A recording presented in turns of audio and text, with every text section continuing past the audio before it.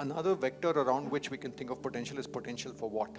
Given this is the person, who he or she is, their wiring, their skills, their superpowers, what is the canvas on which they could go and paint? Somewhere I feel that discussion is often not had. Who did you write this book for? Who's the target audience? So when I started this podcast, and just like businesses think about where to play, how to win, in the context of the business strategy, I felt we all are grappling with where to go and how to grow in the context of our respective journeys. What are some of the most common transitions that all of us go through? One of the terms that Bruce Feiler uses, which I like, is called shape-shifting. Right? We often talk about the word resilience, and resilience, the metaphor people have when they use the word resilience, is a shock absorber. If I'm given a shock, do I have the resilience to absorb?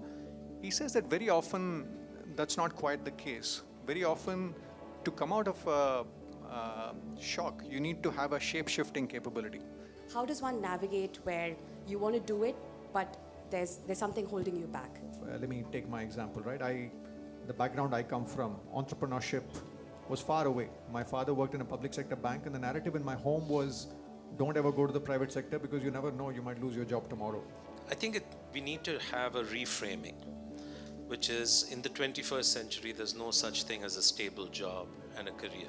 Limited point I'm making is sometimes the leap cannot be avoided, because only beyond the leap, there is opportunity. And the paradox is, till you let go of the trapeze, the next one doesn't emerge. When we look at self-awareness, very often people default to strengths and development areas. But I feel there are other dimensions of getting to know ourselves. When do we come alive? What feels like play? What are the circumstances where we lose ourselves? What are our superpowers? What does the highlights reel of our life look like? When were we at our best? They said Google helps people search the world, but how do we search inside ourselves? But what I see people do effectively is really being aware of what your resources are, your networks, what gives you joy, what gives you energy, what is the kind of impact you want to have. Your reflections on this idea of regret. And the insight comes from Dan Pink, who's written a wonderful book called The Power of Regret. I love the phrase he uses. He says they're often like the photographic negative. What you feel is the purpose of human life. Okay. Wow. Better order in dinner.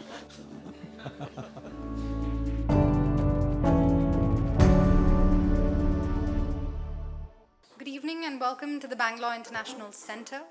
BIC, for those of you who don't know, is an inclusive and neutral platform for informed conversations, exchange of ideas, arts and culture.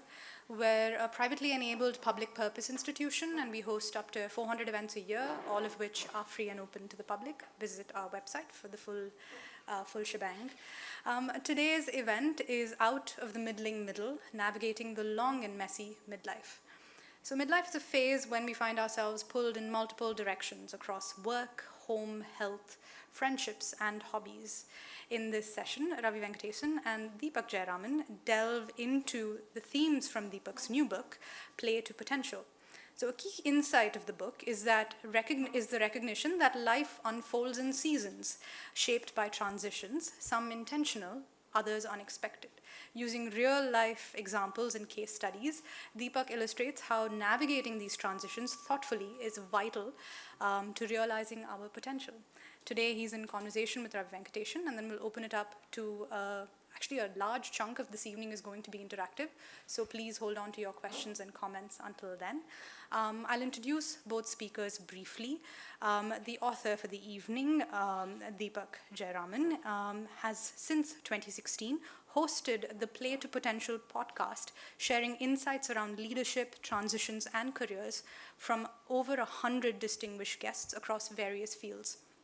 Before launching his independent practice, Deepak worked with KPMG, McKinsey & Co., and Egon Zehnder in the UK, US, and India.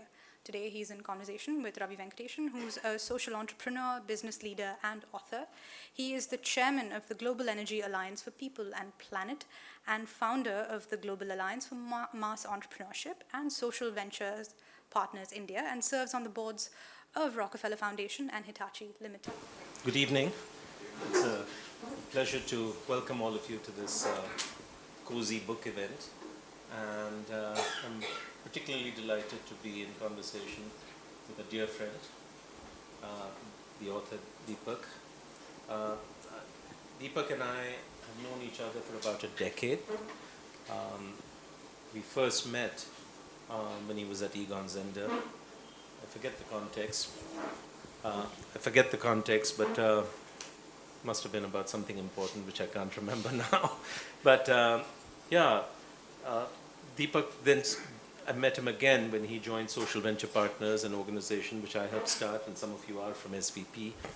And he was volunteering with a small NGO called Antarang, and I believe you continue to this day.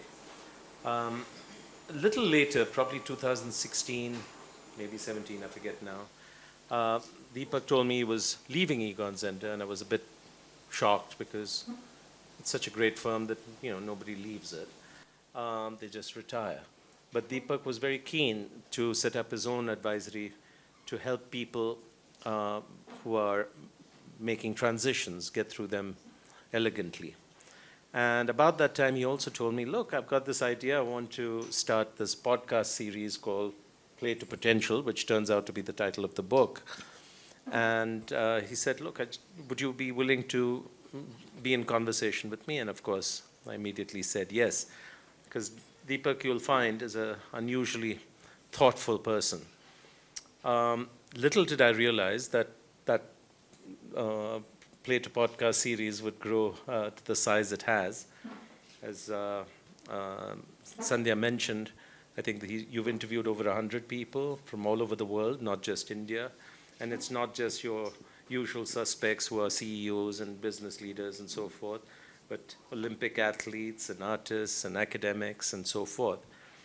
And as I was writing my own book some years ago, 3 years ago, 4 years ago, I reached out to Deepak because I was looking at the same questions, transitions, what is success, how do you manage careers and all that.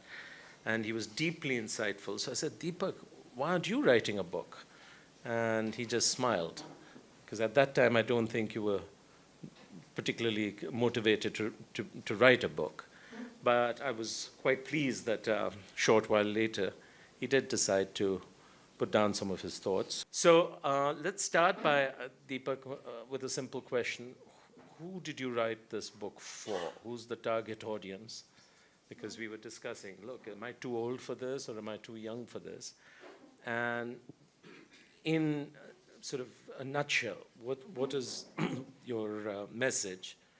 And finally, what does success look like for this book project? Thank you, Ravi, first of all, for having me here. It's a wonderful venue, and when Ravi mentioned we should do this, I remember him saying it's a very cozy venue, you'll like it. I can understand why he said that. So thank you all for braving the Bangalore traffic and coming here for the conversation.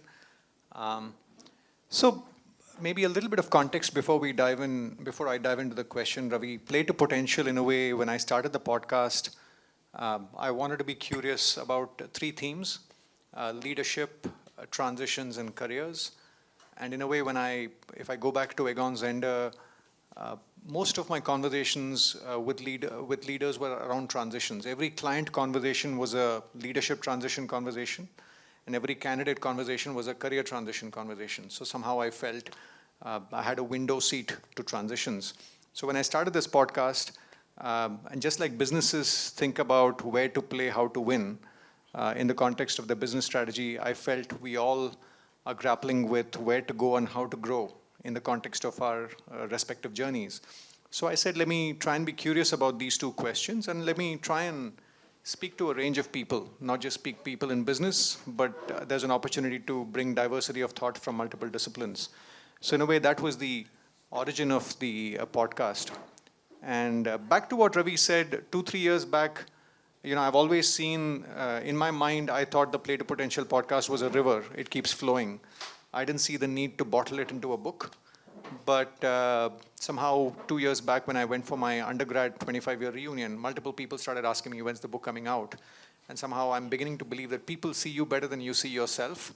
So I started writing out this book. And initially, to answer your question, the book, I felt, I started writing it for the typical corporate athlete, right? Let's say people in 30s, 40s, 50s who are climbing the ladder, successful in a traditional sense. But then when I hired a coach for myself, a lady called Shweta Mani, who some of the people in the audience know.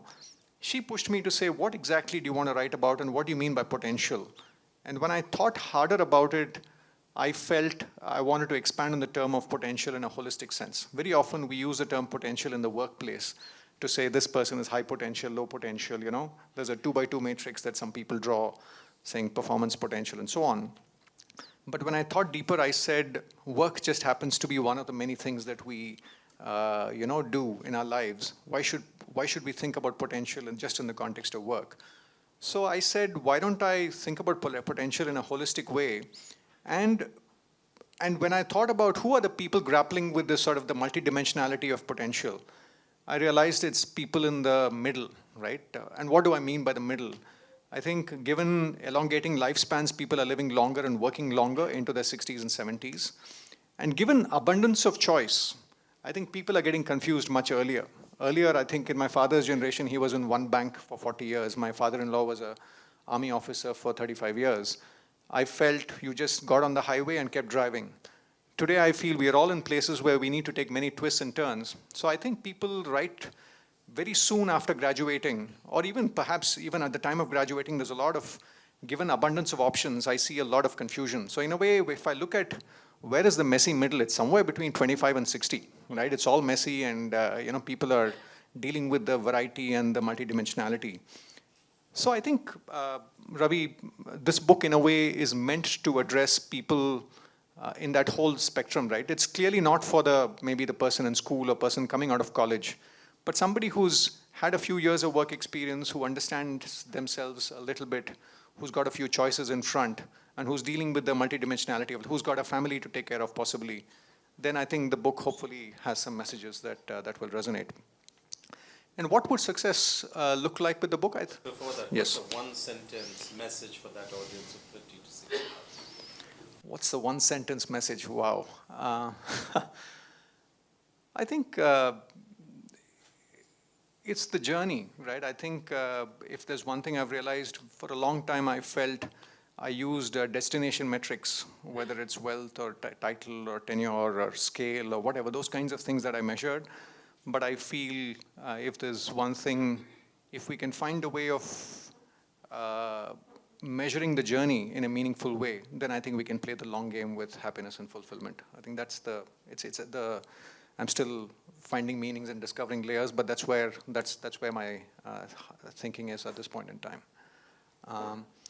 In terms of what I hope to get done through this book, my attempt through this book is literally, very often I find the human mind is wired to do well in something that you can measure. You know, what gets measured gets managed, as they say in the corporate lingo.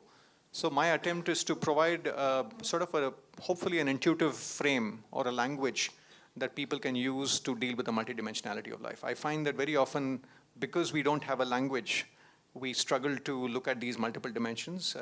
In the book, I put out a framework, if I may, called FLAVOUR, which hopefully gives people some language to look at the multidimensionality of life and take stock, and then, of course, make their own course corrections and choices. But that's my hope with the book, and hopefully more people benefit from it.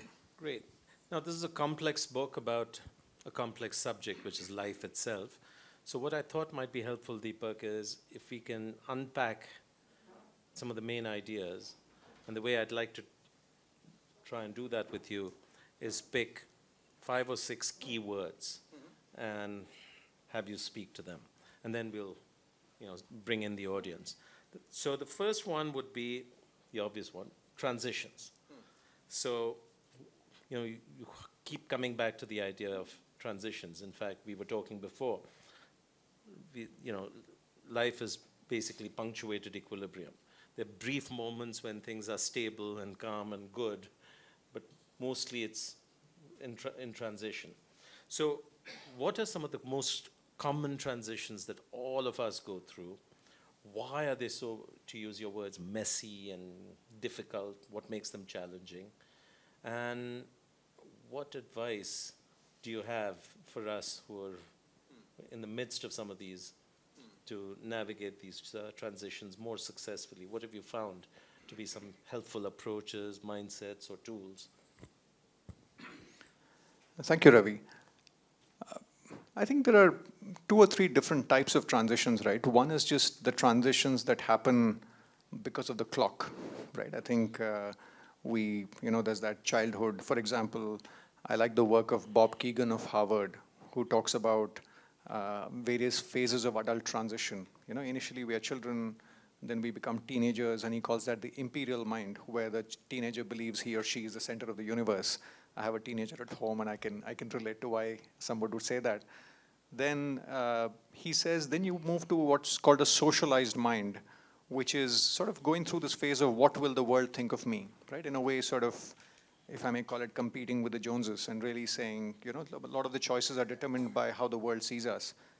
And then some people transition to a self-authoring mind, which is saying inside out, this is who I am, this is, this is the kind of person I want to be. And then less than 1% end up in what he calls self-transforming mind, which is people like Mandela and Gandhi and so on.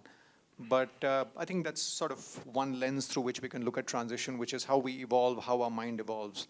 And the other is the biology, right? I think clearly, in the context of women, there's maternity, there's aging, there's empty nesting. Sort of just the passage of time often lends itself to various transitions. And the other is, I think, of course, career-related transitions, right? Every role we change, you move from Cummins to Microsoft, then you move from Microsoft to your current portfolio life, and so on and so forth. That's another, if I may say, layer of transitions. And then there are other personal transitions, right? For example, if I take my instance, things were sort of relatively predictable and were going by script till I was 33. When I was McKinsey in 2008, my father in India got diagnosed with stage 4 cancer, because of which I had to come back and take care of his treatment. My wife and I decided to come back with a plan to go back within a year. Then Lehman happened. Going back to the US didn't make sense. And suddenly we had to reevaluate our options, decided to stay back, and then Egonzenda happened. But just being a case in point to say there's a personal layer of transitions. In some cases, there's a loss of a loved one. In some cases, there's a separation. So I think suffice to say, we are sort of to use the phrase punctuated equilibrium, there are more punctuations than equilibrium, right? If you really look at it. There are more transitions than stable states. Exactly. Yeah. So in a way, it seems like a way of life. And one of the people whose work I admire a lot is a gentleman called Bruce Feiler, who's written a wonderful book called Life is in the Transitions, if you want to study. But what he says is every 3 to 4 years, you go through some sort of a meaningful transition. Every 10 years, you go through what he calls a life quake, which really measures whatever 7 or 8 on the Richter scale and really shakes you and then gets you to. For me, my father dealing with his stage 4 cancer was like a life quake. In a way, a lot of things changed. So I think I feel looking at life without looking at transitions would be incomplete, right? So that's, I think, given my professional background and given what I'd observed, I felt one had to have a point of view on that. The second piece, I realized that very often the mental models required to thrive in an equilibrium is often different, slightly different from the mental models required to thrive in a transition. Because in equilibrium, it's a lot about, I feel, efficiency, how to be really good at something, how do you, it's often very predictable, it's sort of rinse, repeat kind of things. But transitions come with uncertainty. Transitions come with anxiety. Transitions come with, fear. So there are a lot of, you need to battle a lot of internal demons because you're not sure how you're going to land on the other side, right? One of the terms that Bruce Feiler uses, which I like, is called shape-shifting. Right? We often talk about the word resilience. And resilience, the metaphor people have when they use the word resilience is a shock absorber. If I'm given a shock, do I have the resilience to absorb? He says that very often, that's not quite the case. Very often, to come out of a shock, you need to have a shape-shifting capability. And a beautiful example is COVID, right? COVID was a global shock we all experienced. And we all came to a new normal. We didn't go back to an old normal, right? So just like that, as we go through our life, you always end up with a new normal. You never go back to the old normal. So that requires a sort of a certain comfort with ambiguity, a certain comfort with being fluid about your identities, a certain comfort with how you experiment and take chances, and so on and so forth. So I think that's why I feel, we need to have some sort of a toolkit or a language to deal with transitions for us to navigate life. Expand on identity. Does it get in the way, or is it actually helpful in these transitions? I think it depends, but I think more often than not, it gets in the way. I think I like another person I spoke to in my podcast was a lady called Jennifer Garvey Berger, and she talks about a phenomenon called end of history illusion. And what she says is at any point in time, we think that we are evolved as we can be in terms of our evolution. So for example, she says, you go and ask a 50-year-old person, who will you be when you're 70? The person will say, yeah, give or take, I'll be similar to who I am. But the same 50-year-old person 30 years back would have been very, very different. That 30-year-old version of that person couldn't have predicted where this 50-year-old would have come. So I think we do a good job of understanding the transitions we've been through in the past, but a very poor job of who we could become. And I think, and she talks about identity. Very often I find we take our identities too literally, and often that can become a cage. Let me take my example, right? When I came, I come from my father was a public sector banker, so sort of Saraswati was the approach to Lakshmi, right? You say, you work hard and hopefully, you study, and then somehow, hopefully your acads will take you somewhere. So I went to IIT Madras, and when I came into IIM Ahmedabad, the narrative in my head was I'm good at math, I'm good at problem solving, quant, all that stuff. But actually the courses I enjoyed the most were organizational behavior. But the identity I had that time was I'm a quant geek, so I'll take things like derivatives and options and futures and all the quant stuff, and I did well. But truth be told, I wasn't listening to myself. Right? Subsequently, when I was a McKinsey consultant, when I was looking at options, the typical options I considered were strategic planning roles, head of strategy, sort of venture capital, private equity, the kind of pathways that you would consider.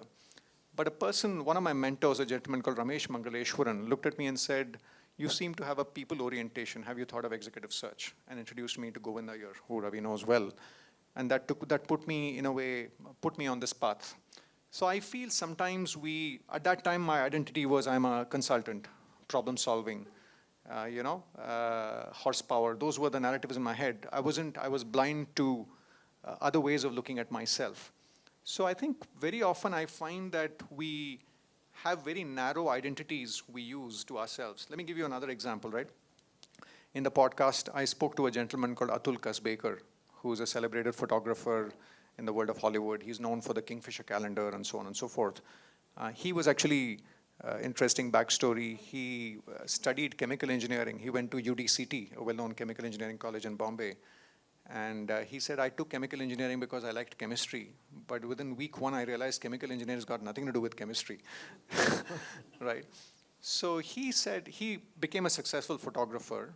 And then when he was looking at what next, he said, I was confused because photography was being democratized, given the mobiles and whatever.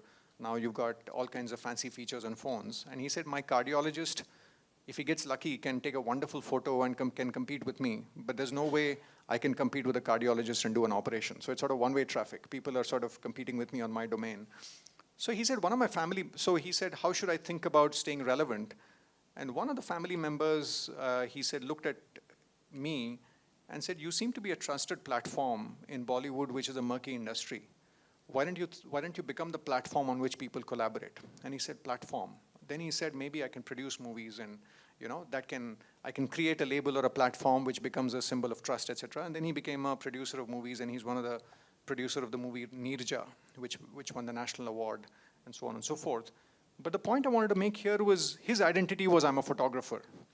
But somebody from the outside told him, no, you're much more. You could be a platform. So very often, I think what I've noticed, Ravi, is transformations often come when we can sort of be a little more open with our identities, and very often people around us see us better than we do. So one of the things I say in transitions is lean into outside and feedback, because we might be limited by how we see ourselves.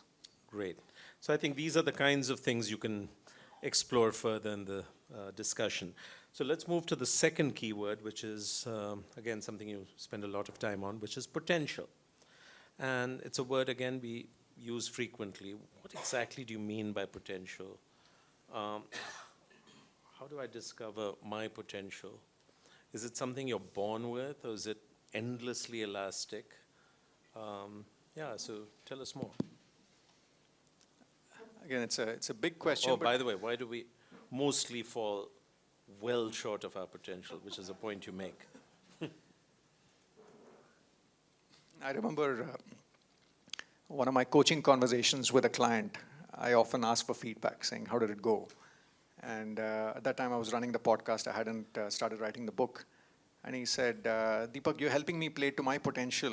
Are you playing to your potential?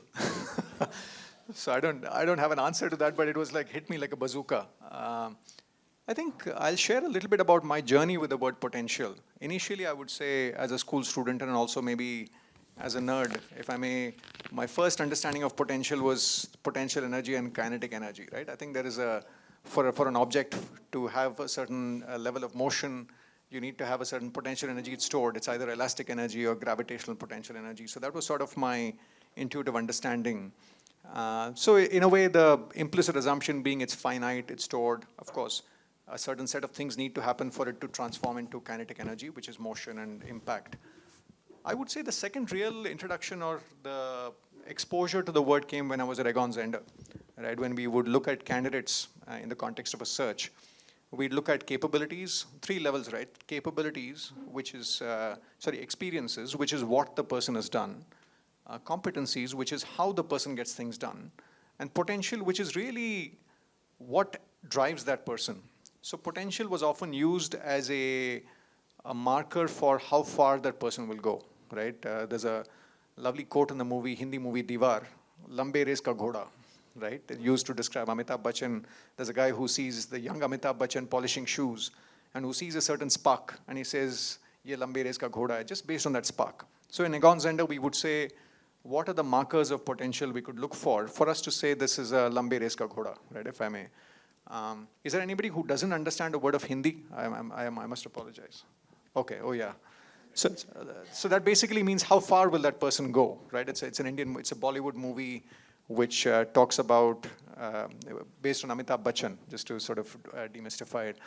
So we would look at things like what gives people energy, how curious are they, how resilient are they, how good are they with people, how good are they at connecting the dots, and we'd form a point of view.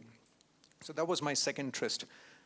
I would say one of my podcast conversations was with the tennis legend Vijay Amritraj. And he said a couple of things which really stayed with me. The first story he narrated was his visit to Buzz Aldrin, the second man on the moon. He said, I visited his home in California, and there was a plaque on the wall, which really sort of shook me. He said, very often as parents, we say, sky's the limit for you to fulfill your potential.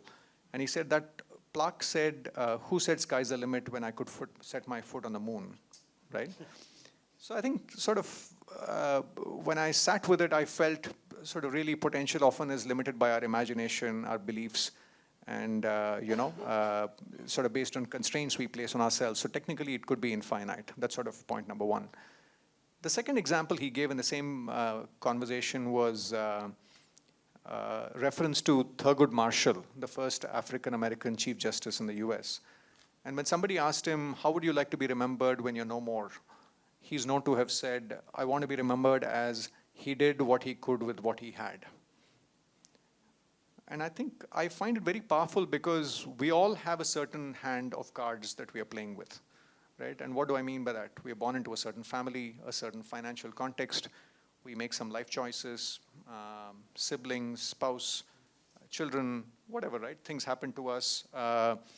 And the question we have to solve is, given the cards I have, what is the best game I can play, right? For a long time, I went through this trap of, I'm this batch of this from this class, this college. But I realized that if we were 200 people from the batch of IMA, each of the 200 has a different set of cards, different set of skills, different set of context. So I think that's the second paradigm which stayed with me to potential. And the last point I might make, once again, came from somebody I spoke to who said, when I asked the question, what does the term play to potential mean to you? When I wrap up the podcast, I asked the question. He said the answer is in your title. You can't work to your potential. You can only play to your potential. And to me, that was really powerful because in a way, it's sort of closely tied to, who we are. So I think if I go back to Egon Zehnder, take my example, a bulk of my job was evaluating candidates, right? I remember Govind asking me about 3 years in, 4 years in, what were the high points last year as a search consultant? And a good search consultant who's enjoying his or her job would say, when I placed this candidate or when I won this mandate. I remember telling Govind, my high point was when I counseled a candidate on his career, and he later sent me an email saying, this is the most insightful career transition conversation I've had with any search consultant. To which Govind said, wonderful, but that's not how we make money as a search firm. The point being, I realized at that time was what felt like play for me was a footnote in a search consultant's job. So I realized that that was probably not the canvas in which I could play. That felt like work. So in a way, that was one of the reasons I transitioned to what I do now, where I feel who I am and what I do. There's a certain resonance, which sort of in a way, I think, helps me access a certain reservoir of energy, which otherwise can be draining. So I don't know if that directly answers the question potential, Ravi, but those are some of the thoughts around potential I have. How do you go about discovering your potential, because it's infinite in True. your words? I think my take on this, Ravi, is we all strive to play to our potential. Whether we play to it or not, the jury is out, and I think we are often very poor judges of how far. So I think to me, I don't want to get caught in the nitty-gritties of how much of the potential you're unlocking. But I think if we strive to move in that direction, I feel that's a life worth living, is my stance on it. And I think one of the pieces, as I said earlier, I feel, I think a big piece of the puzzle, if I go back to the metaphor of journeys being more like highways about 30, 40 years back, now I think they're more like mazes, right? I think we've spoken about this as well, Ravi. And I feel if I take the metaphor of an automobile, for you to sort of do well on a highway, you need a good horsepower, a vehicle with a good horsepower. But if you have to navigate through a maze, I think the steering wheel becomes much more important than the horsepower. And to me, that steering wheel is self-awareness. Self-awareness.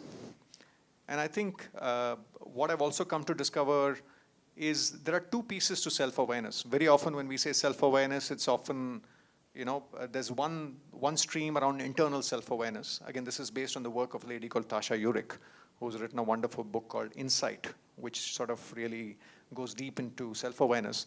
But the crux of what she says is there's internal self-awareness, which is around mindfulness, meditation, reflection, pausing, all that stuff that we do. And in a way, India is the place where a lot of this thinking started, right? This whole, if you really go back to the Vedas and the sort of the Bhagavad Gita and all those texts. So I think there's a piece around internal self-awareness.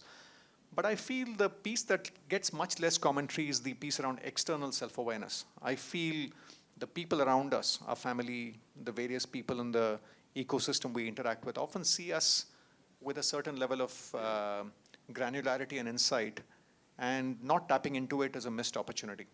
So I think back to fulfilling our potential, I feel if I look at some of the big breaks I've been through and some of my clients going through, I feel it's been based on them listening into the whispers of the people around them and really reflecting. And of course, the idea is to marry the two, right? In a way, I would say the internal and external self-awareness, treat them as X and Y axes. So if you get a good scatter plot, then you're able to understand yourself better in a more granular fashion.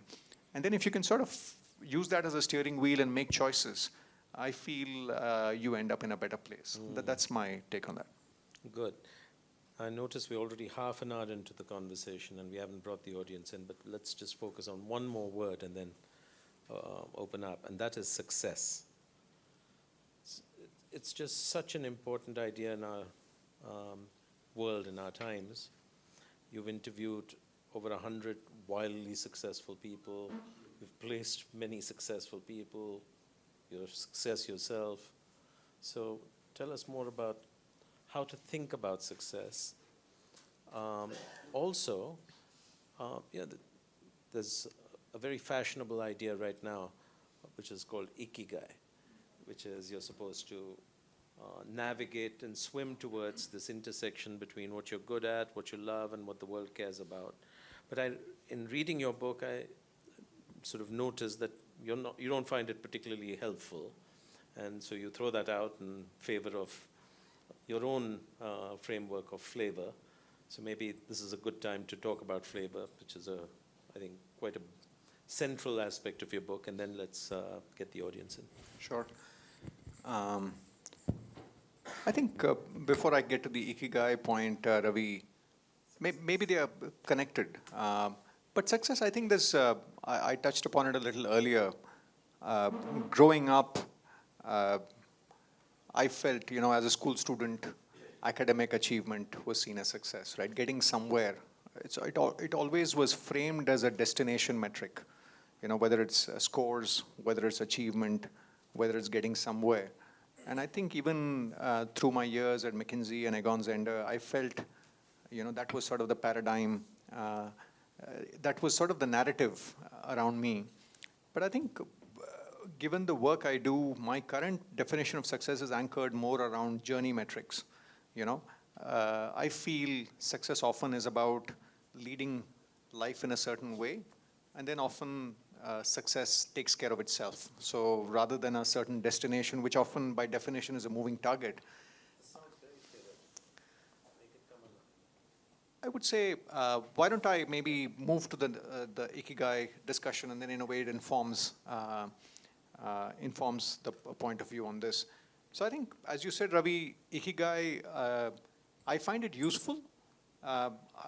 Again, I don't have a problem with it, but I have a problem with how it's often been interpreted. It's a bit like a telescope can't do the job of a microscope.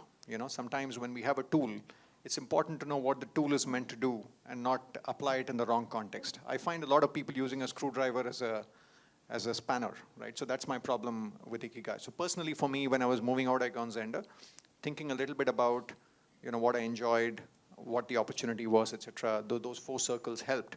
But when I look around, I find that a lot of people find it like Mount Everest. I find that life is quite messy for it to neatly fit 4 circles. So I think I just, therefore, wanted to ensure that people at least take it with a pinch of salt. So, one of my friends sent me this beautiful quote. When I was discussing this idea with a friend of mine, Venkatesh Srinivasan, who some people here know, he sent me a quote from the movie Lincoln, Abraham Lincoln, from the movie Steven Spielberg made about him, where he says, somebody questions him about his principles, right? Lincoln suggests something which seems devious, but the objective is pure. He says, so the person countering Lincoln says, what about your true north? What about your principles? He says a compass will point you to the true north, but a compass often doesn't have direction for the swamps and the chasms and the ravines that you will encounter along the way. So in the pursuit of the true north, if you just jump into a well, there's no glory in it. So Ikigai, I think it's useful to have it at true north, but it's useful to know, for example, follow your passion. Now, if you don't have food on the table, I like to play the guitar, right? If I sort of said after Egon Zehnder, I'm going to sit and learn the guitar, I think that would have been the wrong answer for my family, right? Because there's no commercial model in it. So I think somewhere we all live in a certain context. There are expectations, there are constraints, there are financial realities that we need to be aware of. So that's why I find taking it literally sometimes can lead to negative outcomes. So that's my disconnect with Ikigai. So the approach I propose, maybe if I could just spend a couple of minutes just laying it out. So as I thought about it, I felt, and when I think about potential in a multidimensional sense, I propose a certain approach which seems to empirically fit a lot of people who seem to be having impactful, happy, and fulfilled lives. One piece is, I think there is an element of family. I think a lot of literature around treats life as a solo sport. But the more I look around, when I look at choices people make, when I look at the various decisions and macro choices often anchored around family. They're not made in a solo context. So I think tuning into a family context, I think, is paramount. Because if we are sort of, to use a musical context, it's like the bass note on which the melody of life is played, right? If you play a melody which is not consistent with the bass note, it'll be jarring, right? That's the way I see it. So what do I mean by family context, right? It could be financial context. For example, If my father happens to be a billionaire, then I have a different set of choices to make. Then maybe I can sit and play the guitar and do something if it brings me joy. But if it's not the case, then I need to put food on the table, and that changes the set of options. So I think there's a financial context, and even in a home, there are situations where two people are working. That's one context. There are situations where maybe one person is earning, then the other person often has the luxury of pursuing the passion without the financial pressure. But that's a conversation to be had.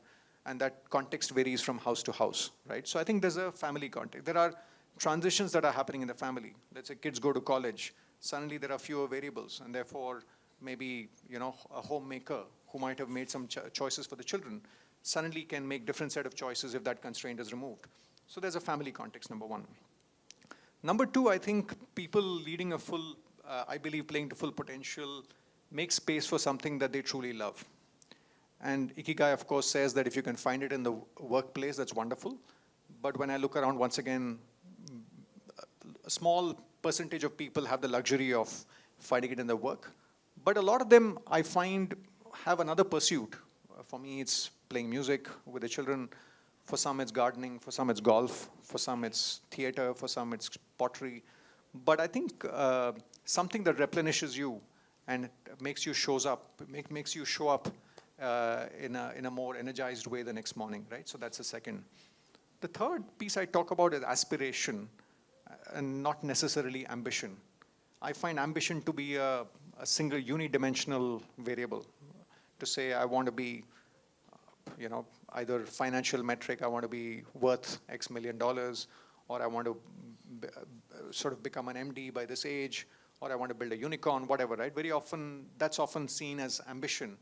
But I find, back to the discussion we had, Ravi, about identities, if we can have an aspiration across our various identities, and I discuss that in chapter 8 of the book, where I say there's a certain approach I suggest where we are mindful of the various identities we carry, and if we can sort of take baby steps to move each of these identities forward, then I think it could, if we can sort of make aspiration across these identities, it could be powerful, right? What kind of a father do you want to be? What kind of a son do you want to be? What kind of a spouse do you want to be? What kind of a coach do you want to be?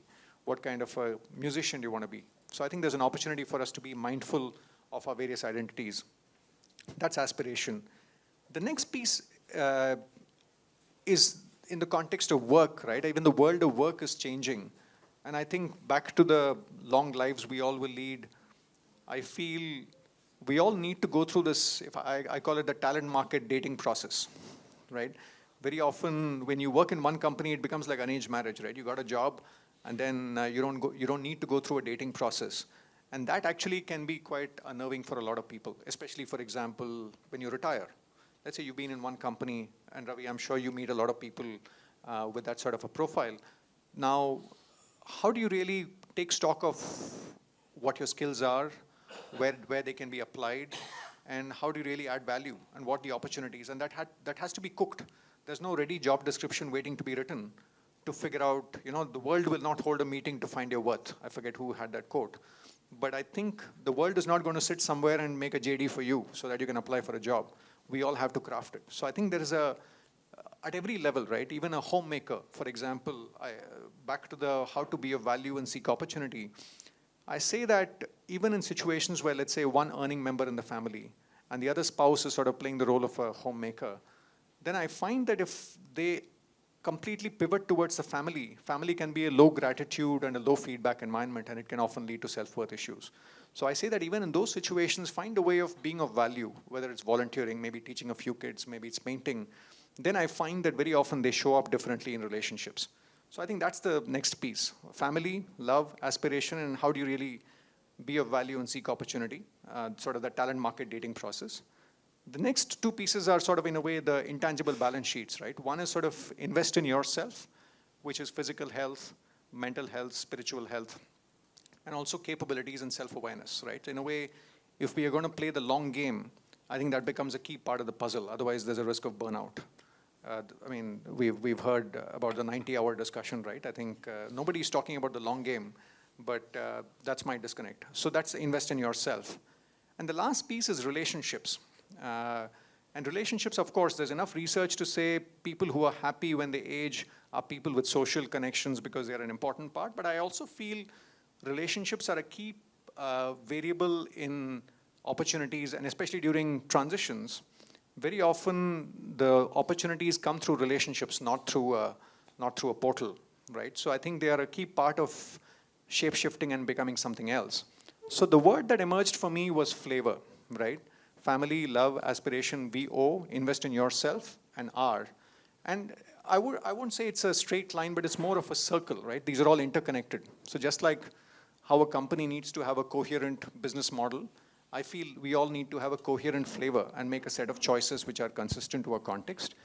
And in the middle, I would say, is how do we rediscover our flavor as the seasons change, right? My flavor in my 20s is different from my flavor in my 40s. And each one of us, life is not static. That was my other issue with Ikigai. It sort of suggests a static answer. But as we roll through life, we just need to keep rediscovering our flavor as we go through life. So going back to the first part of the question, Ravi, I feel sort of playing to potential is about living a flavorful life, which in a way sort of is about the journey and not the destination. So I think that's where my thinking is right now. Super. Now I notice we have keen competition from phones. So in order to, let's get the audience in. And so, yes. Oh, no, I didn't mean, I wasn't looking at you in particular. but look, he said a lot. I think there's some rich ideas out here. And many of us were talking before this session started. I'd encourage you to open up, share your own truth, or ask your own question. More than likely, it's something that's relevant to many of us. So I'm going to now fade into the background and let you have fun with the audience, play to potential. Thank you.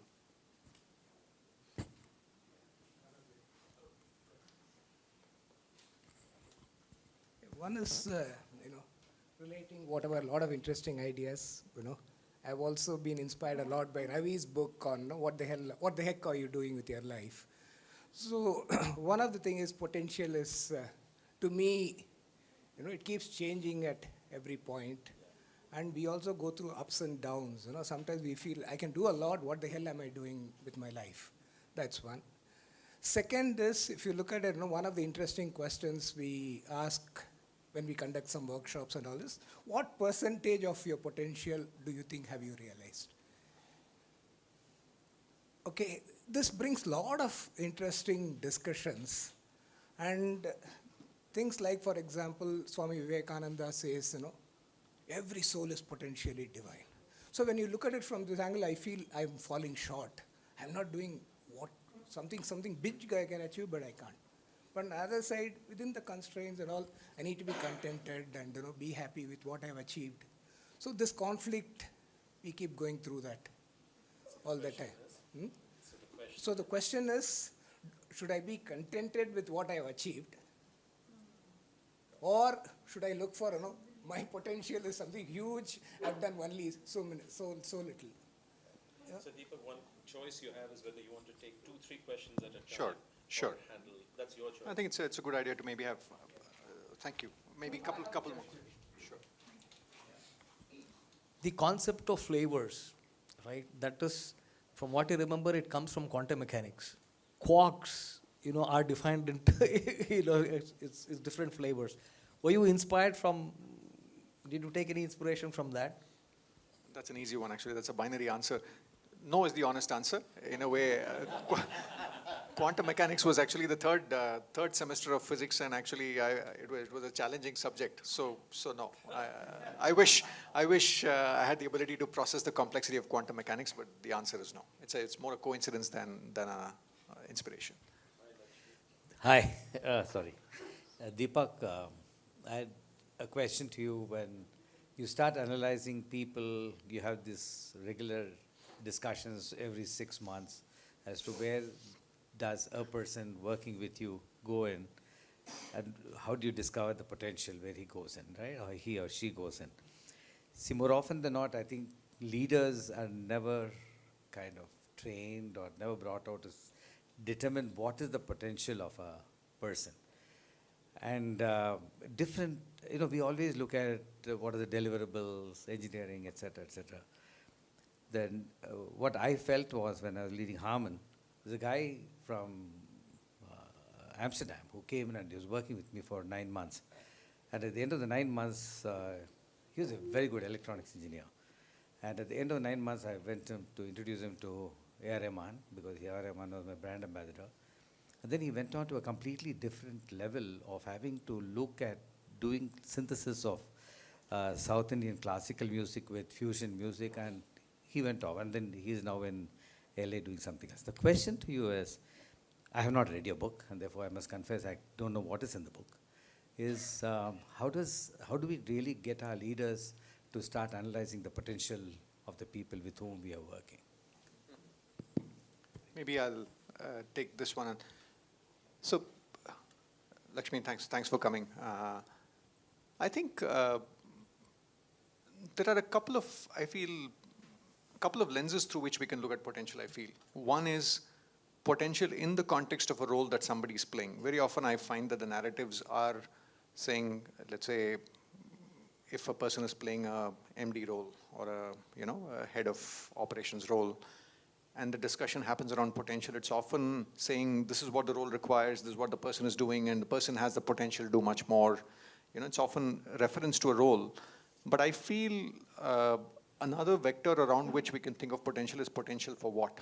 Given this is the person, who he or she is, their wiring, their skills, their superpowers, what is the canvas on which they could go and paint? Somewhere I feel that discussion is often not had. It's often implicitly said, this is the canvas. Now, in this canvas, what's the maximum potential you can show? So to me, I feel the opportunity is to have the other conversation about, very often when people are in transition, when I'm sort of working with them, one of the questions I ask the people, around them is, blank sheet. Given who this person is, and their networks, and their capabilities, and their intrinsics, and their beliefs, and their, motivators, what are the kinds of canvases where they will go and paint? And it's going back to a little bit of that photographer situation. Maybe something very different emerges, like production or something else. So to me, I feel, if we can sort of open up the canvases as well, then I feel we can unlock many more journeys and fulfill many more people's potential. That's sort of we could go on, but that's sort of the one thing that emerges. And to your question about that sort of, if I may say, contentment versus restlessness towards fulfilling the infiniteness of potential, I would say my take on that, again, nowhere still work in progress in terms of understanding the Indian sort of Indic wisdom. But I would say, as long as the restlessness is productive, I find that sometimes it can lead to, there's entropy, which is sort of random energy and sort of restlessness, and sort of can be destructive to the people around. But if it sort of acts as a helpful fuel to propel forward and discovery, then I think it's useful energy. So I would say contentment, yes, there is a risk of settling too soon and not fulfilling your potential, yes. But that doesn't mean that even if I think there's an opportunity for us to, I think there's a space to be equanimous. One of the people I spoke to, a gentleman called Raghu Anantanarayanan, described Roger Federer. And sort of he said at his peak, there's a certain tranquility about him and he's ready for the next moment. There's a certain intensity, but within that intensity, there's a certain tranquility. So I would say, I don't have a clean answer to the question, but I feel as long as it's a bit like positive stress versus negative stress, right? As long as that restlessness is helpful energy to move you in a certain direction and is helpful to the context you're in, I think it's good.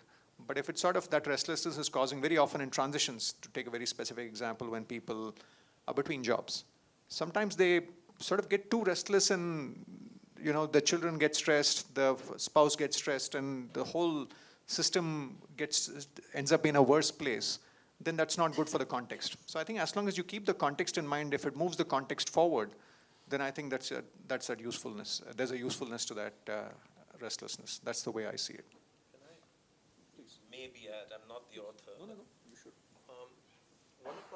One of my favorite quotes is by Carl Jung, and he said many wonderful things, but the one that I particularly like, he said, look, there are 3 acts in a person's life. He said a man's life because he was gender insensitive language in those days, but he said there are three acts in a person's life. The first is when he sets out to conquer the world. That's the young you. Then the next act is when you realize that the world will not be conquered by the likes of you. And the final act is making peace with it. So you think about life in these three, and the midlife crisis is when you come to the realization that you're not going to be conquering the world. And yeah, I really love this. And that, so when you come to that third act then of making peace with it is, I think, when you have to figure out how to find that contentment. That striving is in that first and second phase. And so, yeah, I found that to be particularly helpful. I don't know if anybody else likes it, but I loved it. And I think building on that, contentment doesn't mean lack of initiative to make a difference. So I think they can coexist. Very often see people see this as a either or, but I think you could be contented but still strive to have an impact and to make a difference. So. I'm glad you segued into transition, because that was a question I had on, as we're kind of dealing through with change. It could be getting a new job, going abroad for a master's, but with change it takes grit and gumption. So there's intent in proving yourself, giving it your all, but there's also inertia, because it's fear of the unknown, right? You don't know what you're signing up for. So I'm someone with a very low risk appetite, and I found myself in situations where there's intent, you want to go ahead, pursue, because you want to play to your potential, but inertia comes in the way because you don't know if you can be the best at what you're signing up for. So how does one navigate where you want to do it, but there's something holding you back? Great question. What's your name, sorry? My name is Vandana. Vandana. I think personally, I feel there's a certain mental model when it comes to transitions that we are often used to. That's of a trapeze artist. You know, when you finish your 12th, you often have the, admission into a college. When you finish your college, you often have an admission for masters or a job, and so on and so forth. Of course, the job market looks a little different these days. But the point I'm making is the metaphor of transitions that people often have in mind is cling on to the next trapeze before I let go of the current one. But the more journeys I study, real breakthrough often comes when people are willing to take a leap of faith into the unknown, right? When I spoke to Bruce Feiler on my podcast, he referenced a scene from the movie Indiana Jones and the Last Crusade, where Harrison Ford needs to take a leap of faith. Again, if you want to sort of go back home and just go to YouTube, it's a beautiful 2-minute clip. Just say Indiana Jones leap of faith, where he has to go and get some, to put it in simple terms, some medicinal herb that will heal Sean Connery, right? His father, who's sort of really having he's bleeding, right? So I think, and that leap of faith, unfortunately, and the paradox here being the path appears only when you take the leap, right? You don't see the bridge when you put your foot, and it's like bungee jumping, right? You will feel butterflies in the stomach, and that's part of the process. And I agree. If I look at myself, let me take my example, right? The background I come from, entrepreneurship was far away. My father worked in a public sector bank, and the narrative in my home was, don't ever go to the private sector because you never know, you might lose your job tomorrow. In a public sector organization, nobody can chuck me. I have my job for life and pension for life. That's the narrative. So that's the risk sort of context I come from. So when I moved from Egon Zehnder and I sort of had to take that plunge, I wasn't sure if this pathway would commercially make sense. And this is where I have to credit my wife, Kamini, who said, okay, let's have a stop loss, do this for a period of 12, 18 months. Worst case, come back to a treadmill, right? It's not, in a sense, it's not the end of the world. So I think the point here, Vandana, is maybe who can provide a little bit of that. When I say safety net, it could be a psychological safety net, it could be a commercial safety net. So I think that the limited point I'm making is sometimes the leap cannot be avoided, because only beyond the leap, there is opportunity. And the paradox is, till you let go of the trapeze, the next one doesn't emerge. For example, one of our batchmates, one of my classmates from IMA is here. He was a sales and marketing executive in P&G in Singapore. But sort of the he felt it wasn't it wasn't meaningful for him when he turned 30, 35. So he came back to Pathankot in Punjab. His father was a teacher, so he just toured the country, just doing some programs with his father. Just took a break. Long story short, today he runs a unicorn called Lead along with his wife, which provides edtech solutions to companies. And he says that that 6-month break I took with nothing in hand really gave me the space to really think about what mattered to me and where my energy can be put to good use, and the potential emerged. So again, all of us have to be true to our context and the constraints. So I'm not saying everybody has the luxury of taking a sabbatical, but I would say if you can architect a safety net of sorts, then it makes it a little easier to take that leap of faith. That's my. I think there's a lot of interest. You might want to aggregate questions. Sure. Maybe the next 2-3 questions. Maybe the lady and then. Thank you for the insights shared by both of you so far. My question is in the context of career transitions, and from the inside out. There is this psychologist called Brooklyn Durr who spoke about career anchors, that we have different anchors at different stages of our career. We start with getting ahead in our 20s, then maybe getting secure, building for the family, building for the future, then maybe getting balanced when we're juggling different things, then maybe getting high when we're looking at a particular interest. So would career transitions occur as a result of shifting of these anchors, and when we feel that ground shift in terms of what is anchoring us and what is important to us and why we lead our career the way we do, does that then play out in making career transitions and vice versa? Thank you. Maybe a couple more questions and then we can. So my question is in the context of managing the transitions, right? So we talked about the multi-dimensional journeys that we live. My reflections is that there are at least 4 parts to it, right? The personal life, everything to do with our family, friends, and all of that. The professional life, that's me, my intellect, my academics, what am I achieving? That's the professional aspect. Then there's the societal life, what's the impact I can leave behind? Then there's the spiritual quest, or the spiritual dimension as well, right? Like, so I'm in my early 40s. The question here is that, how do I manage the transitions across these multiple dimensions, given that there are a lot of variables across each of them? How much of controls do we really have? Thank you. Maybe one more question and then we can. Hopefully a simple question. You said that lead a full life. By the time we fill one glass, the glass size becomes bigger, and even the bottles become bigger. So how do we kind of, call it as a full? When do we call it as full? I think this one's a little bit like the infiniteness of potential, right? So I think it's a journey. But the idea is to sort of not get consumed by one element of life. I mean, the simple way in which I articulated is it's a bit like exam. If you've got 6 subjects, just focusing on math is not going to cut it. At some level, you also need to do well in the exam as a whole. So I think the limited point I make is, can we sort of stay true to the various identities we carry and sort of be multidimensional? So I think that's and I agree, it's a moving target. It's not, you're never done, right? I think that's a part of evolution and becoming, if I may. I think, ma'am, and then I'll come to your question in the end.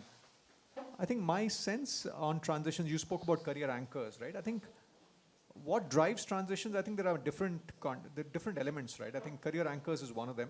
Again, I don't want to get wedded into one paradigm. Sometimes it's personal context which drives transitions. Sometimes it's not even your transition, right? For example, if it's dual careers, maybe, your wife has a promotion and she has to relocate and then you follow, right? Or vice versa. So I think and sometimes kids get admission into some school and then that drives somebody. If I know a friend of mine whose child got into a certain college and then they said, okay, maybe I can apply to that office of this organization. So I think there are multiple factors which drive transitions, right? So it's not just the work and the content and the career anchors. Of course, they are one variable, but at least I would like to submit that let's be open to the various forces which might lead to transitions. Some are choices we make and some are choices that are forced upon us because of the circumstances. That's my submission. And to your point, I like the work of Professor Stuart Friedman in Wharton, and he talks about 4 domains: self, work, home, and community, right? Work you spoke about, home is the immediate family, and community is sort of that societal impact. But very often I find people don't invest enough in themselves, because in a way, unless we replenish that reservoir, if there's a risk of sort of generosity burnout, as some people call it out. So I think, and the idea is not to have everything transitioning at the same time, right? I think there's only so much appetite we have to deal with a certain transition, a certain dimension. So I think there's an opportunity to be thoughtful about what variables we change at a point in time. So not to change too many things at the same time, but in a way, hopefully just being aware of these various dimensions can hopefully help us lead a full life. What happens is we change, let's say we change a job, then sometimes it's very easy to pour ourselves into the new job and get consumed by it and forget the various other facets. So I think the limited point is to sort of ensure we don't lose sight of the multidimensionality and get consumed by one element of transition.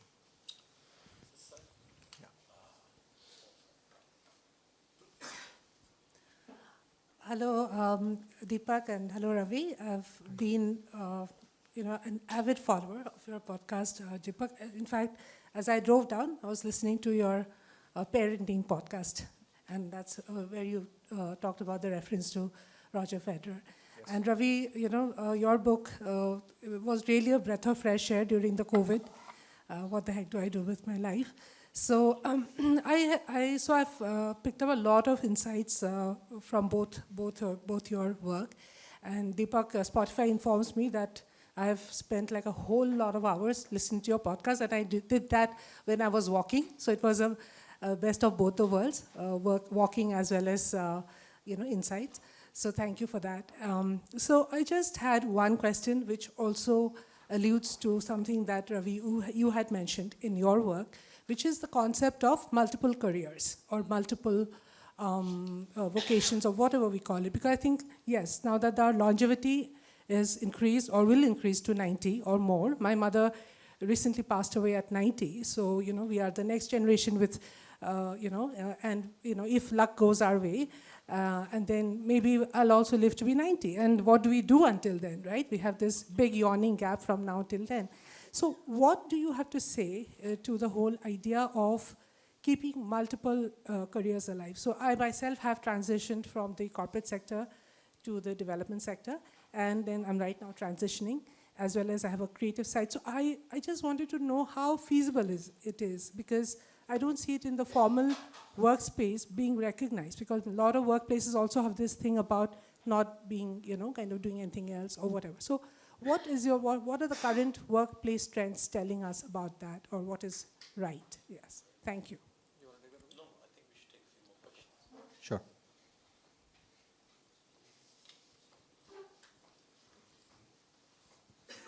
Hi, Deepak. Hi. I managed to drag along a friend of yours. So I've been reading a book, excellent read, thank you. And the question I had was a little bit linked into the book. They have a chapter called What Lies Beneath, right? And there are lots of questions that you pose in that. Yes. What's a way to tackle those questions? Because one option obviously is to probably go to a coach. If you're trying to do it on your own, I feel like I might be having my own biases or in my own white page. So what's a way to kind of tackle that so that you keep it open as well as, if you don't have a coach? Yeah. Got it. Maybe one more question and then. Two more. Sorry. Hi, Deepak. Hi, Ravi. So it is interesting you mentioned Bruce Feller. So I loved his book, Life Transitions and Life Quakes. And sometimes I feel like my life has seen too many quakes. Okay, and I also love the metaphor of steering. Okay, but then it's like car which is getting hit from multiple sides, and every time you have to change totally different choices. Okay, so how do you deal with that? Okay. What's it? Yeah. Thank you. So thank you. The most takeaway point for me was identity being cage and how we should keep it loose. My question is, while we are transitioning, I have also transitioned many times. What's the playbook? We have interviewed so many people. What is their playbook when they are transitioning? What do they do to launch themselves into this new career? Like, are they getting into some new group or reading books, or what are the things? And also, I missed the thing. And about how the world is itself is transitioning towards AI. Now, Ravi was also telling his new book mentioned about AI. So I am asking here is, how are we relevant right now, the people sitting here who are already in the middle age, and the world is already seeing the new talent irrelevant? What are your points and takeaways there?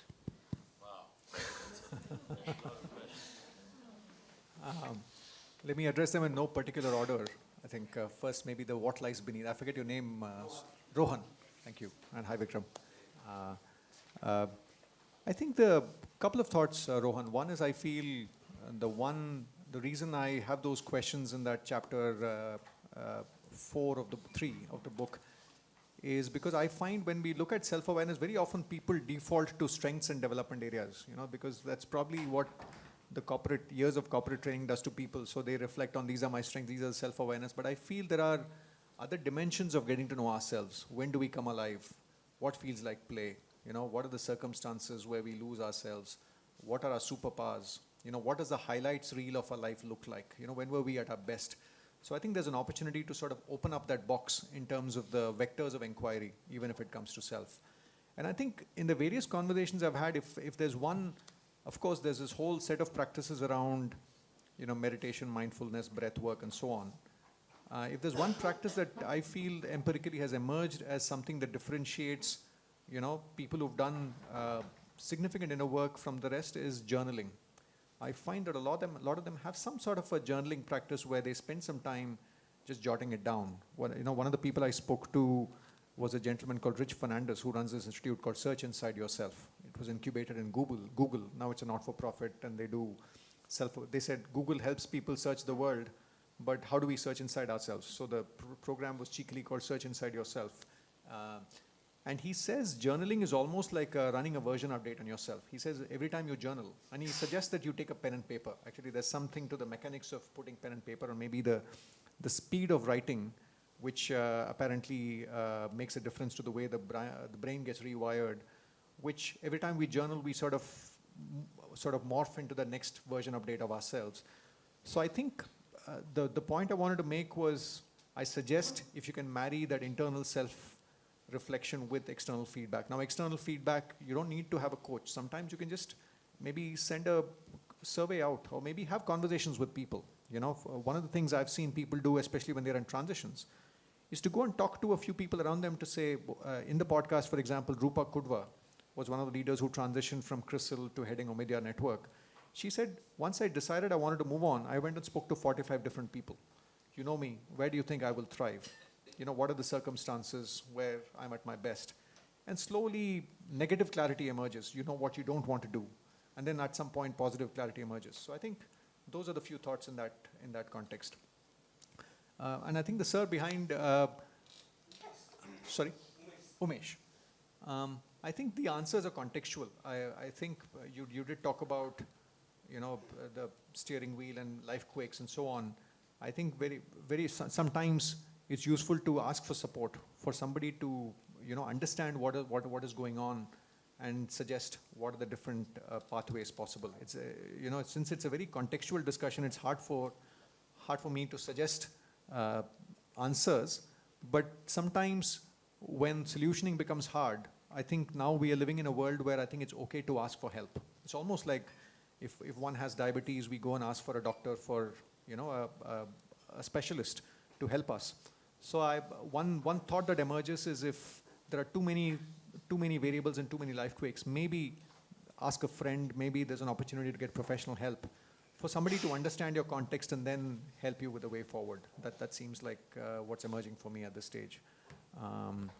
I think we had one more question on, I forget the third question, that multiple careers, right? I think, Ravi, I'd love your thoughts as well on this, but I genuinely think the corporate pathway is designed for, at this point of time, designed for whatever, 20 to 60, right? I don't think it has really grasped the 100-year life phenomenon, the 90-year, 100-year life phenomenon yet. So I feel the onus is on us to go through that dating process. Now, people like Ravi, I'm still in my late 40s, but people like Ravi, in my view, are role models in terms of how they go on the dating process, right? So really, I'd love for him to talk, but what I see people do effectively is really being aware of what your resources are, your networks, what gives you joy, what gives you energy, what is the kind of impact you want to have. And then back to the flavor, the relationships. Once you have conversations, I feel opportunities emerge. For some, it might be board members. For some, it might be volunteering somewhere. For some, it might be one full job. For example, earlier today, we both part of Social Venture Partners. One of the people I spoke to today was a leader in the tech industry in Concentrics. Today, he's at Plaksha University because he said, I want to give back and I want to make a difference. So the real question to ask is, how can I be of value? And how do I seek that opportunity? And some of it, not everything has to be a job or paid for. Very often people get to this point and some of the financial needs have been met. Then you're really saying, how can I make a difference? And how can I be of value in line with what brings me joy and what energizes me? So I do think it's important for us to, my father-in-law, for example, is a retired army officer, right? When he retired from the army as a brigadier, my mother-in-law and my wife tells me that it was a tough few months till he found himself to be interested in geopolitics, and then he started writing in journals and magazines, and then people started reaching out to him, and then he was able to contribute and have discussions, and he found a space which was in line with what gave him joy. But equally enough of his batchmates who were brigadiers in the army retired and haven't really filled the time with anything meaningful, or they haven't really been deliberate about how they can interact with the world and be of value. And you can see that their self-worth is declining, health is declining, and things go south. So I'm a believer in multiple careers. The real question is, what are our assets, what do we want, and how do we engage in that process? Ravi, you've lived that life. Yeah, no, not me, I've lived it. I've thought a lot, spoken to a lot of people, and I think we need to have a reframing, which is, in the 21st century, there's no such thing as a stable job and a career. The idea of a job is almost dead. It's a 20th century idea, which is going to be relevant and applicable to fewer and fewer people. And there's no such thing as a predictable long career of the sort that you talk about, 20, 30 years. I would encourage everybody to think about work life, as a series of projects and also a portfolio of projects. Okay? I think that's a much more constructive, practical way of thinking about it. And a project may last 2 years or 5 years, but don't fall into the delusion that you have a long career with this company or organization. Okay? And very quickly, you need to learn to be self-employed. Not everybody wants to be an entrepreneur or will be successful as an entrepreneur starting a business, but almost every one of us in the 21st century has to learn to stand on our own 2 feet, be good at something, and use that to make money. And you have to think about this portfolio of things. So you do some things that pay you money and put food on the table. Other things give you joy. Something gives you meaning and purpose, and you have to assemble this. I've written a lot about that. And finally, I would say, you can't think your way into these answers. You have to feel your way experientially. So if you're at that crossroads, then what I'd suggest is try different things, and you'll figure out which pathways are meant for you and so forth. But it's a very, very different mindset and approach than the past. And finally, I would say it feels scary when you're just starting down that path. After you made 1 or 2 transitions, you'll wonder why you were ever stuck in that cage before. I have an eye on the clock, Deepak, and so maybe I'll pose 1 or 2 last questions to you. There's no AI in your book. I wasn't looking for venture funding. No. So, one of my thoughts was, do you have any ideas on how do you play to your potential in an AI world where things are changing so fast and so dramatically? What would you say? It's a good question, Ravi, and I haven't thought deeply about it yet.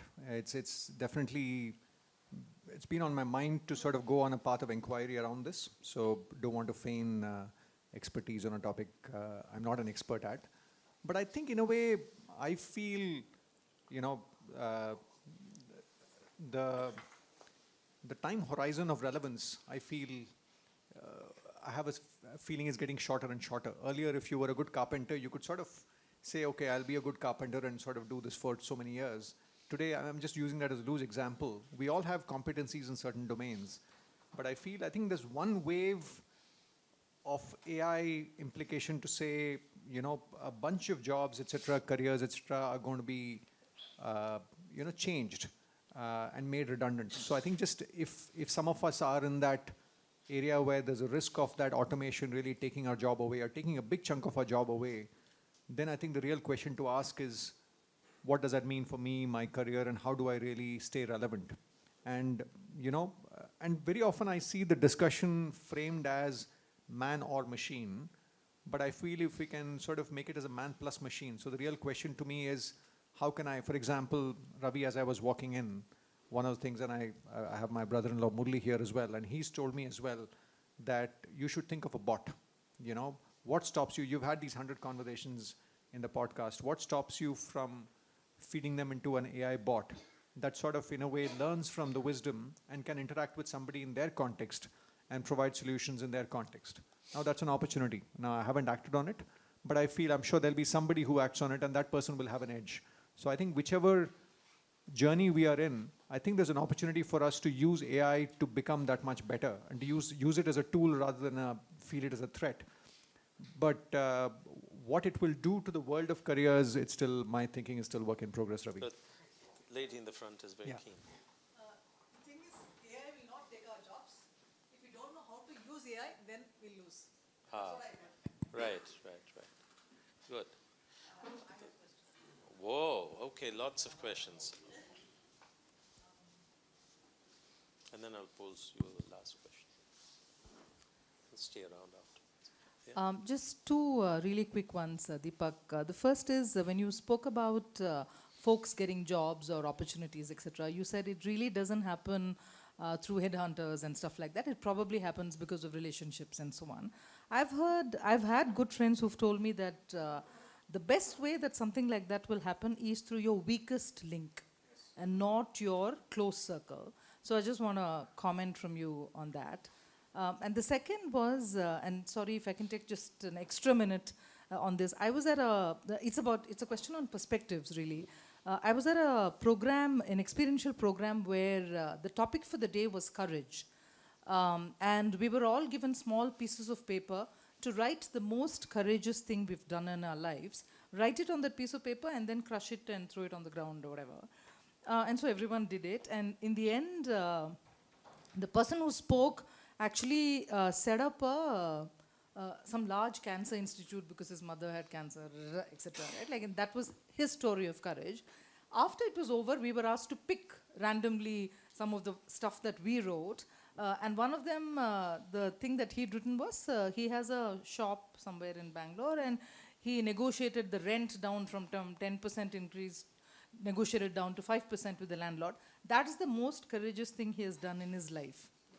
Right? Now that seemed so insignificant compared to this gentleman who done this. I just wanted a sense of when we talk about life and success and potential and all of it, it's also a matter of perspective. Right? So just comment on that as well. You might want to take one last question. One or two last. I'm around after this to have discussions. Yeah, but go ahead. Can somebody give a mic to him? I haven't read your book, but I wonder if in your book you've discussed something very basic, a very basic existential issue of what you feel is the purpose of human life. Okay. Wow. Better order in dinner. Yes. Okay. Hi. So I would like to share that for past 10 years, I have been researching on careers and decision making because I was victim of the system like us. We do something that we don't want to do. And today I'm helping a lot of individuals with it through education. Now I'd like to ask you, as an individual who's helping a lot of people who have gone through a lot of career transitions, what do you think education can do to solve this issue?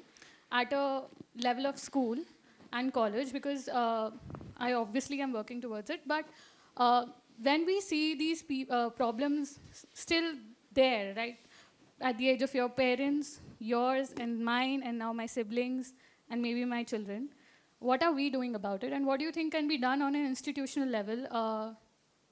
Obviously, we are doing it on a personal level, but on an institutional level in India specifically. So, ma'am, I'm not an expert in education. Clearly, there are many people who are solving the education problem at different levels, right? There is, there is Teach for India, who a lady called Shaheen Mistry runs it. There's Akanksha Foundation. There's a lead school. There are private organizations. So I think it's a deep-rooted problem, and clearly, education is critical. We need to solve it at scale. But am I the best place to have a point of view on that? The answer is no. So I want to be candid on where I don't have a point of view. I think, sir, to your point, do I have a point of view on purpose? Purpose of life, my experience, again, it's empirical and it's evolving, is that very often I find purpose emerges along the way. I see a lot of people, Ikigai, a lot of people often say, purpose helps clarity. But I find asking somebody what is your purpose is like asking a 5-year-old, what do you want to become when you become big? I feel it's too heavy a question for a lot of people to wrap their heads around. What I've observed is, like Ravi said, when we take action in a certain direction, we contribute, we make a difference, purpose often reveals itself, do I have a clean answer to what is the purpose of life? No. I think many philosophers have written books about it. But I have a little more of a practical take on it to say, let's focus on making a difference and being of value. And purpose, as we walk that path, purpose often reveals itself in the journey. That's my working understanding of the topic. And then we had a question on, I think you spoke about courage, and there was one more, and the networks. Yes. I think the networks are very practical. Yes, I think there's a paper written, I think Stanford paper on power of loose networks by Granovetter, if I'm not mistaken. And I think the crux of my understanding is that your first degree of separation will probably have visibility to a very similar world to what you see. But when you go to your third degree network, the probability is their ecosystem is very different. So the A intersection B or A union B will be much wider. So I think the reason they say often when you're trying to, especially when you're trying to reinvent yourself, if you're sort of operating in your first degree, it's like an echo chamber very often. So that's the reason, I think that's sort of the, if I may say, the mathematical reason why, going to the second or third degree, because in a way they come from different worlds and they give you different perspectives and they open up the 9 3/4 platform, as they say in Hogwarts, right? Suddenly, that's when the possibilities open up. Otherwise, you're sort of cooking in the same pond. And I think that limits options. Not yet. Okay. Correct. And your point about courage, yes, I think that's why I feel there is a matter of, it's a subjective question. I don't think there's an objective answer to are you playing to your potential and what is courage. I feel my working definition on the topic is we all strive to play to our potential. Are we playing to our potential? Who knows, right? I think it's difficult for us to judge it. I think the best we can do is to strive to play towards it, is my take on it. Good. No, I'm sorry, I'm going to have to wrap up the evening because otherwise we're going to start losing audience. But Deepak is going to be around and happy to chat further. Deepak, maybe I'll sort of end with something that puzzled me in the book.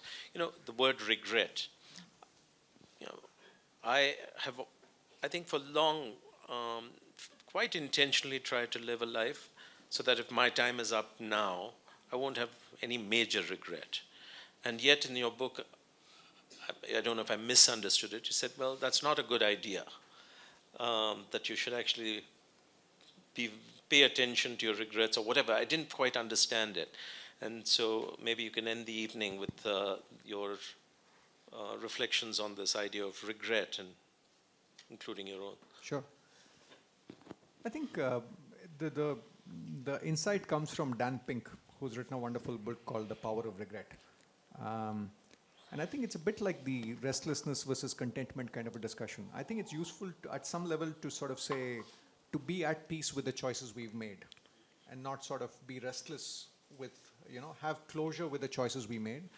But what Dan Pink says is that regrets are often a useful signal. I love the phrase he uses. He says they are often like the photographic negative of the life you could have led. And this metaphor, I realize that doesn't land well on people who are born after a certain point in time. But the point is, it has a signal of, it's basically what you could have become, and it's that negative which never got developed or which never turned into a positive. And he says that very often that tells you a little bit about what you care about, and it tells you a little bit about your values. Because the fact that it's a regret means that it's core to you and you value it. So that signal is useful as you think about choices. So in one of the chapters when I talk about how we unearth our values, I suggest 3 approaches. One of them is regret, because I find if we we are a little more intentional about it, it can sometimes carry the signal which can help us in the choices forward. For example, right, when I worked in KPMG in the UK and in India, I wanted to pursue higher studies. Initially, I wanted to do a PhD. But many people said, if you want to come back to a corporate life, do a master's in the West. And I ended up doing a master's. But there was always a desire to do a PhD. Subsequently, that was always a regret I carried. Should I have done a PhD? Did I miss out on something? But later, recently, I got an email from somebody who'd been following my podcast. And the person said, there are a lot of podcasts out there, but the reason I like your work is you sort of bring a researcher's mindset to the conversations you have. And it sort of got me going, saying maybe, that photographic negative that never got developed into a PhD is sort of manifesting in the nature of conversations I'm having. So I think my take on it is let's not be restless with it. Let's not have sleepless nights and be unhappy about our past choices. Let's be content with the choices. But let's also not miss out on the signal that it can carry, which can inform the way forward. Beautiful. So with that, let's bring the curtain down on the evening. Thank you all for joining. Thank you so much. And thank you, Deepak, for writing this book. Earlier this evening, he asked me for advice as a fellow writer. And I reminded him that writing a book, even a good book, is 20% of the task, and 80% is going out and singing for your supper like this. So keep at it. Thank you all. Thank you so much, And Ravi. Deepak is happy to sign books and be around and chat with all. Yes. Thank you so much for coming. Thank you.